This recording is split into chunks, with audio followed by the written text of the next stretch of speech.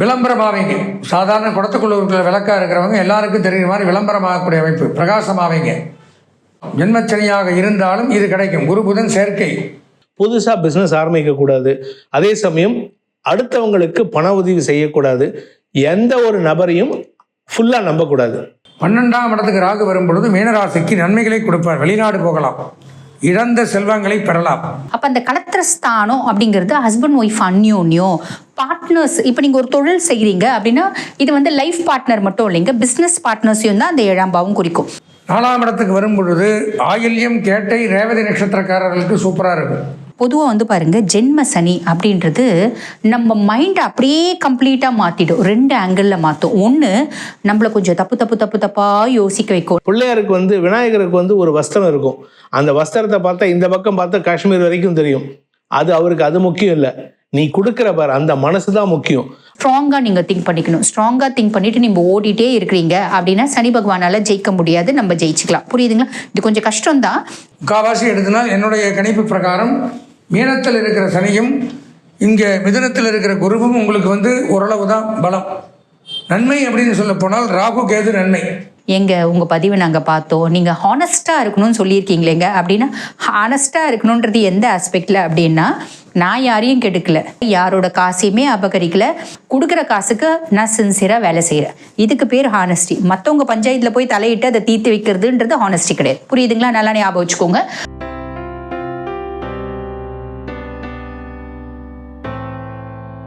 அப்போது இந்த 12ஆம் இடத்துல விரயஸ்தானத்தில் சனி பகவான் இருந்தார். இப்போ என்ன பண்ணுறாரு? இங்கிருந்து பயிற்சியாய் இங்கே வரார். உங்கள் வீட்டுக்குள்ளே வந்து உட்கார்றார். ஜென்மச்சனி அப்படின்னு பேர். சனி வந்து இவ்வளோ நாளாக உங்கள் காலில் இருந்தார். இப்படி கொஞ்சம் கொஞ்சமாக நகர்ந்து ஏறி வந்து தலை மேலே இப்படி உட்கார்றார். அப்போது அது வந்து நன்மையை தராது. கூட ராகுவும் இருக்கார். எப்போ 2 மாதத்துக்கு அப்புறம் தான் ராகு பயிற்சியாய் இங்கே வரார். 12க்கு ராகு வர்றார். அது ஓரளவு நன்மையை கொடுக்கும். இது ரொம்ப மோசம், ரொம்ப ரொம்ப மோசம். இருக்கிறதுலே பார்த்தோம்னா மீனத்தில் தான் சனி வரார். அப்போ இந்த 12 கட்டத்திலேயே ரொம்ப கஷ்டப்படுறது மீனராசிங்கன்னு வச்சுக்கலாம். அப்போது இங்கே இருக்கக்கூடிய ராகு இங்கே வரும்பொழுது திருவாதிரை, சுவாதி, சதயம் இந்த நட்சத்திரக்காரர்கள் பயப்பட வேண்டியதில்லை. அவருடைய திசையில் பிறந்தவர்கள் யோகத்தை கொடுக்குறார். 12ஆம் இடத்துக்கு ராகு வரும்பொழுது மீனராசிக்கு நன்மைகளை கொடுப்பார். வெளிநாடு போகலாம், இழந்த செல்வங்களை பெறலாம். தன்னால் இழந்த செல்வங்கள் கிடைக்கும். பிரிந்த நண்பர்கள், பல வருடங்களாக சந்திக்க முடியாமல் இருந்த நண்பர்கள் ஒன்று சேரலாம். எப்போவோ யாருக்கோ கொடுத்த பணம் திருப்பி கிடைக்கும். தொலைந்த பொருள் கிடைக்கும். இதெல்லாம் கிடைக்கும். மிராக்கலாக இருக்கும். இது எப்போவோ எங்கேயோ 10 வருஷத்துக்கு முன்னாடி ராமேஸ்வரம் போனப்போ விட்டுட்டு கடலில் விட்டுட்டு வந்தேன், அதே இப்போ இப்படி கைக்கு வந்து வரும். அதிசயம். யார் மூலமாக எங்கேயோ சுற்றி வந்து வரும். அந்த மாதிரி 12ல் ராகு வரும்பொழுது அந்த மாதிரி யோகம் உண்டாகும். அடுத்த கிரகம் அப்படின்னு பார்த்தோம்னா, இவ்வளோ நாளாக 3ஆம் இடத்துல மறைந்திருந்த உங்கள் ராசிநாதன் இந்த இடத்துல இருந்தார். அவர் வந்து பயிற்சியாகி 4ஆம் இடத்துக்கு வரார். 4ஆம் இடத்துக்கு வரும் பொழுது ஆயில்யம், கேட்டை, ரேவதி நட்சத்திரக்காரர்களுக்கு சூப்பராக இருக்கும். பட் மீனராசிக்கு இடமாற்றம், அர்த்தாஷ்டம குரு, இடமாற்றம், வேலை மாற்றம், துன்பம், துயரம். ராசிநாதன் உங்களுக்கு ராசிக்கு அதிபதி குரு தான் மீனத்துக்கு. அவர் 4ல் வரும்பொழுது புதன் வீட்டுக்கு வர்றார். இடமாற்றம், வேலை மாற்றத்தை கொடுக்குறார். பட் அதே சமயம் புதனுடைய வீட்டுக்கு வர்றார். அப்போ புதுசாக விஷயங்கள் தெரிஞ்சுக்கிறார். மேதாவி, அறிவாளி, படிக்கலாம், PhD பண்ணலாம், IAS, IPS, இந்த மாதிரி கல்வித்துறையில் சாதிக்கலாம். விளம்பரமாவீங்க. சாதாரண குடத்துக்குள்ள இருக்கிற விளக்காக இருக்கிறவங்க எல்லாருக்கும் தெரிகிற மாதிரி விளம்பரமாகக்கூடிய அமைப்பு, பிரகாசமாவீங்க. ஜென்மச்சனியாக இருந்தாலும் இது கிடைக்கும். குரு புதன் சேர்க்கை. ராசிநாதனாக போயிட்டார். இதே 4ஆம் இடத்துல குரு இருந்தால் குரு மறைவு தான், பலன் இல்லை. ஆனால் ராசிநாதன் புதன் வீட்டுக்கு வரும்பொழுது யோகம். அது என்ன யோகத்தை கொடுக்குதுன்னா, ஏதாவது நம்ம பிரகாசிக்கிறது, வெளிப்பு நம்ம தொழிலையாக இருக்கட்டும், ஒரு துறையாக இருக்கட்டும், இருந்த இடமே தெரியாமல் இருந்திருப்போம். இந்த மாதிரி காலகட்டத்தில் வேர்ல்டு வைஸ் ஃபேமஸ் ஆகும். நம்ம பேன் இண்டியாலாம் சொல்கிறாங்க பார்த்தீங்களா, இந்த மாதிரி பேன் வேர்ல்டு அப்படிங்கிற அளவெல்லாம் ஆகலாம். புரிஞ்சு இல்லை? அந்த மாதிரிலாம் உலகளவில் ஃபேமஸ் ஆகக்கூடிய அமைப்பு. இப்போ சொல்கிறாங்க பேன் இண்டியான்னு சில பேர். அவங்கெல்லாம் முன்னாடி இருந்த இடம் எப்படி இருந்து யாருக்கா தெரியுமா? ஒரு 10 வயசு வரைக்கும் அந்த நபர்களை யோசிச்சு பாருங்கள். அவங்க அப்பா அம்மா மட்டும்தான் இருந்திருப்பாங்க. அவங்களுக்கு இவங்களுக்குள்ள தான் டச்சுங்க இருக்குது. 15, 20, 22, 30 அந்த கிரகங்கள் இந்த மாதிரி சேரும் பொழுது இந்த மாதிரி அமைப்பு கிடைக்கிது, எல்லாருக்கும் தெரியப்படுறோம். உனக்கு யோகம் வேணும், அந்த மாதிரி மீனராசி கிடைக்கும். இந்த ஒரு வருஷத்துக்குள்ளே கிடைக்கும். இந்த குரு நாள் ஜென்மச்சனி இருந்தாலும் அது ஒரு பக்கம், இது நன்மையை கொடுக்கும். அதுக்கப்புறம் கேது பகவான் இவ்வளோ நாளாக 7ஆம் இடத்துல இருந்தால் இப்போ 6க்கு வரார், அவரும் நன்மை. கேது 6க்கு வரும் பொழுது நன்மையை கொடுக்குறார். வீடு, மனை, வாகனம், வசதி, யோகங்கள், தியானம், இறை வழிபாடு, ஆன்மீக பயணங்கள், இந்த மாதிரிலாம் கோர்ட்டு கேஸ், நீதிமன்றத்தில் இருந்த பிரச்சனைகள், நிலவுகள் இதெல்லாம் தீர்த்துருவார். குருவும் கேதுவும் ஓரளவு நன்மை செய்கிறார்கள்.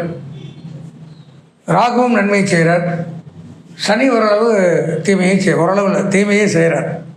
முக்கால்வாசி எடுத்தினால் என்னுடைய கணிப்பு பிரகாரம் மீனத்தில் இருக்கிற சனியும் இங்கே மிதுனத்தில் இருக்கிற குருவும் உங்களுக்கு ஓரளவு தான் பலம்.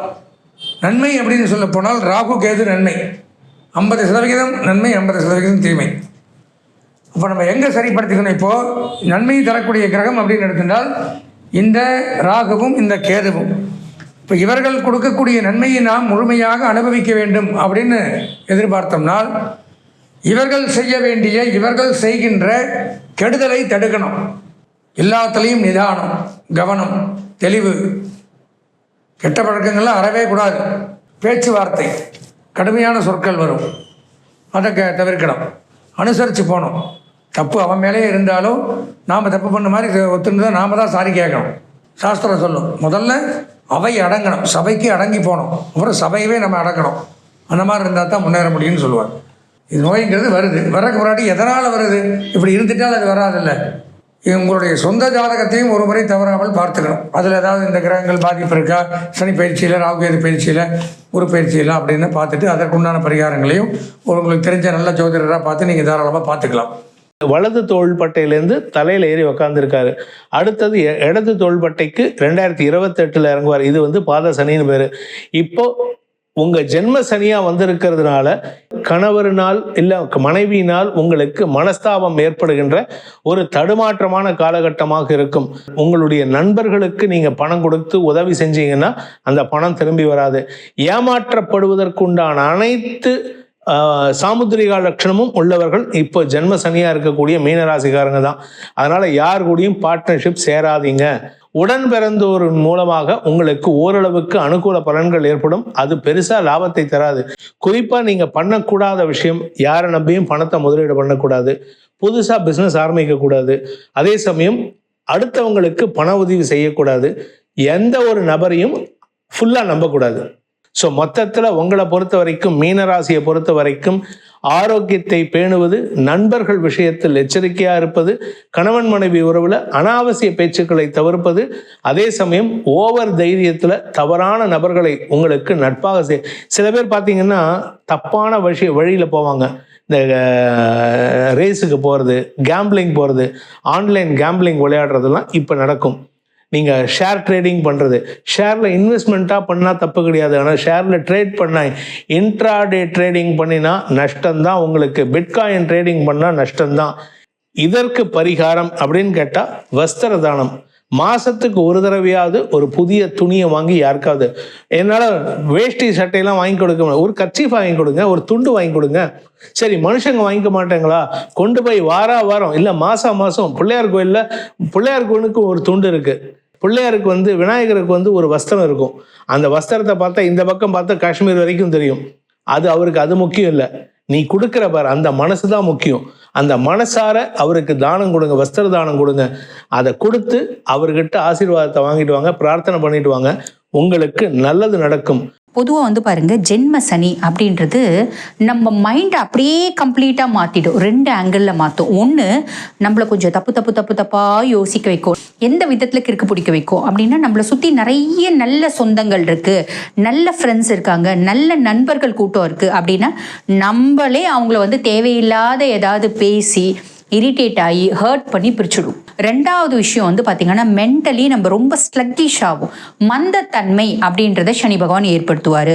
நம்மளோட ஒரு விஷயம் என்ன, நம்ம ஓடிட்டே இருப்போம், சம்பாரிச்சிட்டே இருப்போம், சேர்த்து வச்சுட்டே இருப்போம். இப்படி எக்கனாமிக்கலி, ஃபிசிக்கலி எல்லாத்தையுமே ரொம்ப ஆக்டிவாக இருக்க பர்சனாலிட்டி, நல்ல புத்திசாலியான பர்சனாலிட்டி. நம்ம புத்தியை காரணத்தை கொண்டு மாறக்கூடாது அப்படின்னு ரொம்ப ஸ்ட்ராங்காக நீங்கள் திங்க் பண்ணிக்கணும். ஸ்ட்ராங்காக திங்க் பண்ணிவிட்டு நீங்கள் ஓடிட்டே இருக்கிறீங்க அப்படின்னா சனி பகவானால் ஜெயிக்க முடியாது. நம்ம ஜெயிச்சுக்கலாம். புரியுதுங்களா? இது கொஞ்சம் கஷ்டம்தான், பட் பியாண்ட் தட் ட்ரை பண்ணுங்க. சரிங்களா? ரெண்டாவது விஷயம் வந்து பாருங்க, அவரோட பார்வை வந்து பாருங்க 3ஆம் பாவத்தை பார்க்குறாரு. 3ஆம் பாவத்தை பார்க்கறதுனால நான் வந்து பாருங்க இப்போ மீன ராசி அப்படின்னு வச்சுக்கோங்களேன். இப்போ நான் என்னோட ஒரு பிரதரோட கொஞ்சம் ஒரு சில வருடங்களாக ஒரு பெரிய பிஸ்னஸ் நடத்திட்டு வரேன். இல்லை ஒரு சின்ன ஸ்தாபனம், என்னோட முழு முயற்சி வேலை செய்கிறதெல்லாம் என் பிரதர் அப்படி தான் நம்பி நடத்திட்டு வரேன். இப்போ என்னாச்சு ஏதாச்சுன்னே தெரியல. என் தம்பிக்கு திடீர்னு வந்து என்ன பண்ணுறான், எனக்கு இந்த வேலையை கண்டினியூ பண்ண முடியாது அப்படின்னு சொல்லிட்டு நான் சம்பாரிச்சு கஷ்டப்பட்டு உழைச்சதுல பெரும் அளவு அமௌண்ட் அவன் எடுத்துட்டு கிளம்பிடுறான். அப்படின்ற மாதிரி சுச்சுவேஷன் நிறைய பேருக்கு ஏற்படும்.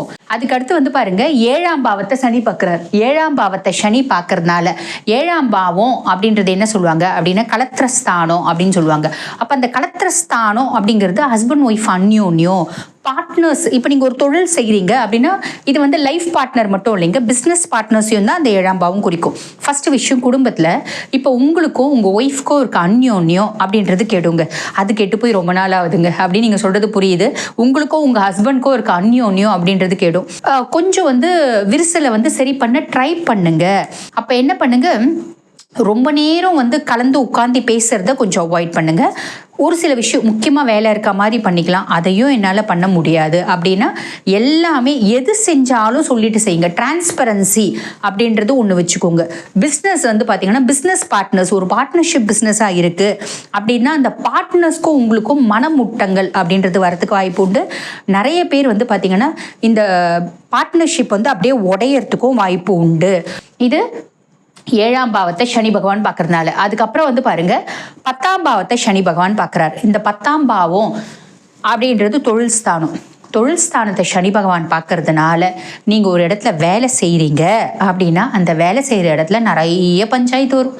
ஒரு நாளைக்கு ஒரு பஞ்சாயத்து, ஒரு நாளைக்கு ஒரு பிரச்சனை, ஒரு நாளைக்கு ஒரு குழப்பம், இதெல்லாம் இருக்க தான் செய்யும்.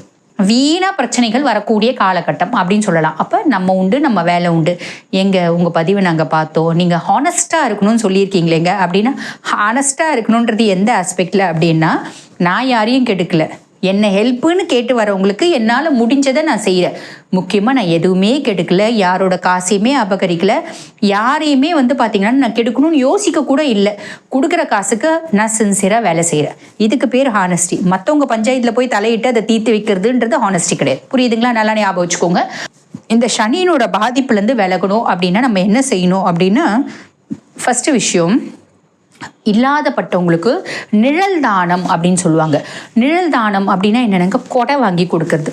அந்த கொடை தானம் அப்படின்றது ஒரு மேன்மையான பலனை கொடுக்கும். மற்றபடி எந்தெந்த இடத்துல உஷாராக இருக்கணுமோ அந்தந்த இடத்துல மட்டும் உஷாராக இருக்கிறீங்க அப்படின்னா மீனம் இந்த சனி பயிற்சி ஸ்மூத்தாக கடந்து போகும். வாழ்த்துக்கள்.